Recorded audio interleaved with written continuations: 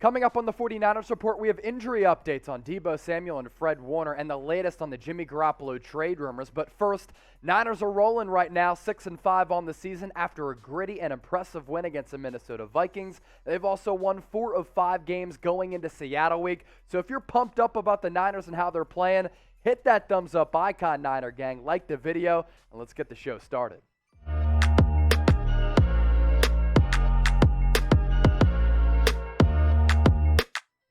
Welcome into the 49ers Report by Chat Sports. I am your host, Chase Senior. I hope all of you are having a great start to your week. And how could you not be, considering how well the 49ers played against the Minnesota Vikings at home in front of the home crowd at Levi Stadium? They are firmly entrenched in the NFC playoff picture. And I think right now this 49ers team is dangerous. And the way that they're playing, the brand of style that they're playing, that makes them very dangerous in the NFC. We do start with some unfortunate news, though, on the 49ers injury report with Deebo Samuel and Fred Warner.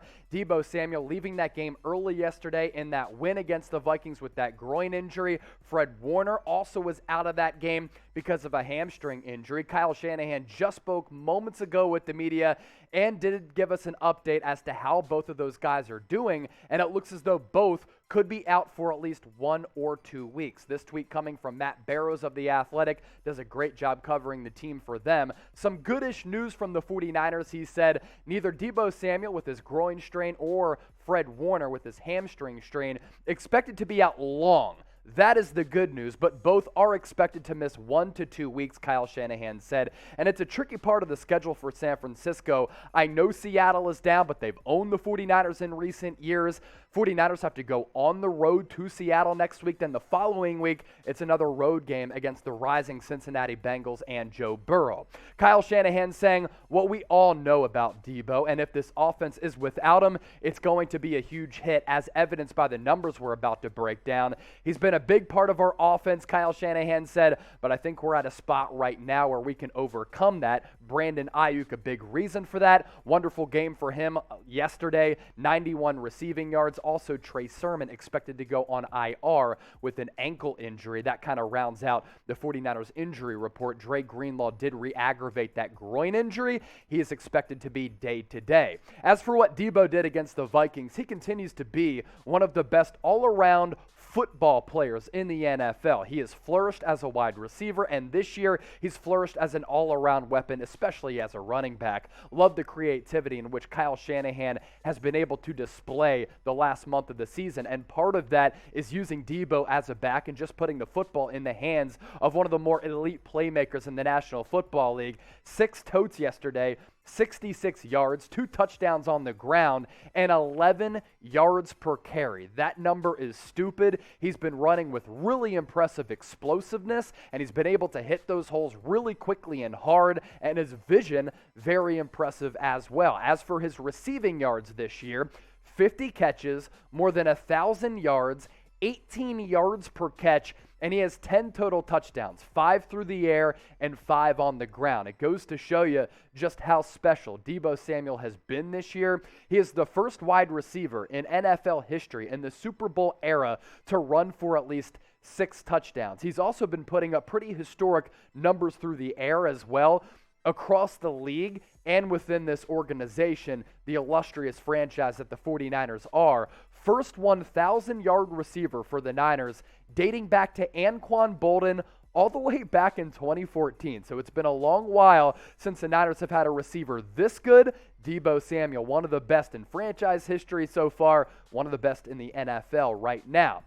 And I understand that some people might be complaining about how Deebo got hurt. It was on a carry. They might be saying, he's a gadget guy. He's not a legitimate wideout. Well, we just showed you the numbers that basically proves otherwise. And yes, he might have 2 catches in 2 games, but Deebo Samuel right now in this Kyle Shanahan outside zone scheme where he schemes guys open and also is just a mastermind with opening up the running game has been the ultimate weapon. No Deebo Samuel for any period of time is really significant news for this 49ers offense. And I understand that the Niners are humming right now offensively, but how many times has Deebo Samuel been able to bail out the Niners in crucial third downs? just basically picking up massive yards after the catch and giving this team an edge on the ground. So if Deebo can't go for the next 2 weeks, this 49ers offense, even with the emergence of Brandon Ayuk, of course you still have George Kittle, Elijah Mitchell, top 10 among all running backs in rushing yards, they are going to certainly miss his presence. The same can be said for Fred Warner. He's the second highest paid linebacker in the league behind Darius Leonard of the Indianapolis Colts. And yes, his game has not been worth the big payday. He has failed to reach those lofty expectations, but Fred Warner is still a leader for this defense. He still calls out the plays for DeMeco Ryans. This guy is the ultimate leader, the ultimate captain, and he hasn't missed a game throughout his entire NFL career. His numbers this year have been pretty good in terms of the overall stats. The deep dive analytics kind of prove otherwise. An overall Pro Football Focus grade of 67.2. 70 is league average. Run defense 57.3, not good. Pass rush, not really utilized as a pass rusher. The numbers show that. 51.5 ain't great, but again, that's really not his specialty. Where he has started to get a little bit better over the last few weeks is in coverage as a linebacker. That's really been his calling card throughout his career, as well as just kind of wreaking havoc sideline to sideline. A 73.5 pass coverage grade, is pretty solid for Fred Warner, and as I mentioned, that has started to get better the last couple of weeks as his play has gotten better. He had said a couple weeks ago, ever since I got that big contract, I was just kind of overthinking things, and when you overthink things, that can cause some lapses when you're playing defense in the NFL, or you just become too tight as a professional athlete with all that pressure. Let me ask you this, Niner gang. It's going to be really hard for this team without Deebo, without Fred Warner. I want to ask you about Deebo specifically because, again, he has bailed this offense out so many times, and they've leaned on him for so many big plays. So can the Niners beat the Seahawks without Deebo Samuel? Type H for hell yes. The Seahawks are the Sea Chickens, and they suck this year. Type W for worried. Be sure to get those votes in right now in the comment section. Now, last week, we told you about a bunch of deals, thanks to our presenting sponsor, Fanatics, for Black Friday. Black Friday has passed. It's Cyber Monday now, and these deals going to be available for the next couple of days. Get ahead for the holiday shopping. Don't go out to the stores because who does that anymore in 2021? Sit at the crib, watch the 49ers report, and get your holiday shopping done all in one fell swoop. And you can do so thanks to our friends at Fanatics and get some wonderful deals in the process. One of our most popular selling items, it's this 49ers t-shirt hat combo. It was $40, now on sale for $20 if you go to chatsports.com/49ers combo. This hoodie is really nice with fall weather here and winter around the corner, depending on where you live. This too, 50% off, chatsports.com/49ers hoodie, actually 60% off. And then this beanie was $22, now $11. You can cop that, chatsports.com/49ers beanie. Again, it depends on where you live, but the temperatures are starting to dip just a little bit as I sound like a meteorologist. Rock the beanie, stay warm, and represent the Niner gang and rep those colors. Chatsports.com/49ers beanie. These deals, way too good to pass up. Treat yourself or somebody who you care about during this holiday season. All of these links in the description as well as the comment section of this video. If you have a question, just hit me up. Let's get now to the latest Jimmy Garoppolo trade rumors and the 49ers plan at quarterback during the 2022 NFL season. It is going to be, once again, a fascinating offseason for this franchise. They have some big decisions to make.